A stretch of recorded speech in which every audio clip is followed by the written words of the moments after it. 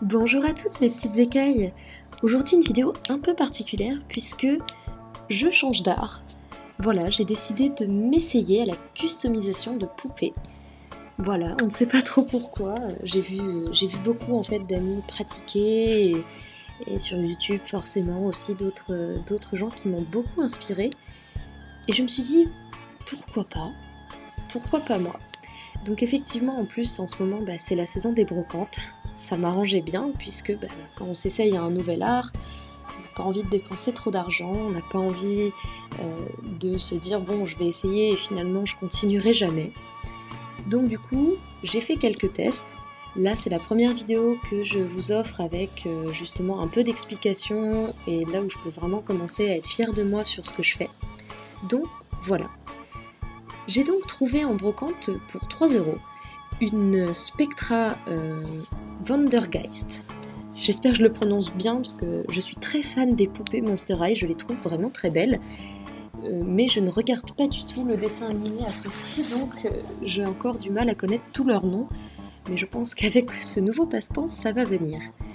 Du coup, je l'ai trouvé en brocante, sachant que j'ai trouvé la version un peu spéciale puisque j'ai trouvé la version son et lumière. Je me suis donc lancée dans cette customisation. Donc, bien sûr, j'ai retiré tout ce que je pouvais.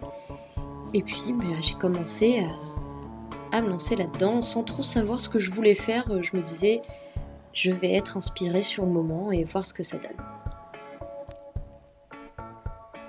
J'ai fait plusieurs visages avant de me rendre compte que au final ça me plaisait pas trop et je me suis dit que j'allais aller carrément plus loin et du coup j'avais de l'argile polymère et du gesso et je me suis dit autant modifier son visage complètement et donc je me suis lancée dans un peu de sculpture et c'est là que je me suis dit que j'allais en faire une démone.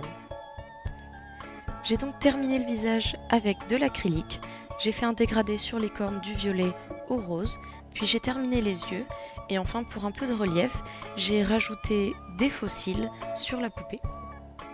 Pour les vêtements, j'ai repris des bottes de Monster High que je trouvais déjà vraiment très belles et dont j'ai repeint les détails de couture en argenté.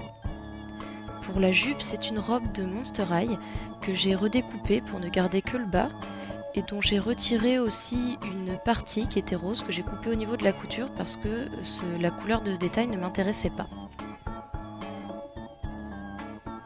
Pour la ceinture, c'est un collier qui était cassé dont j'ai récupéré juste le crâne et j'ai repeint la ceinture en argenté avec des petits détails bleus.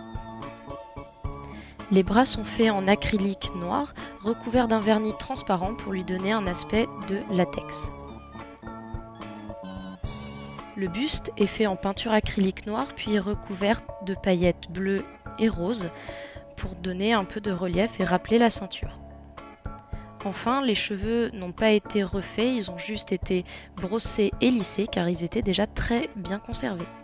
Je vous laisse maintenant avec les quelques images que j'ai pu faire de cette poupée. J'espère que vous resterez tous créatifs et je vous dis à la prochaine!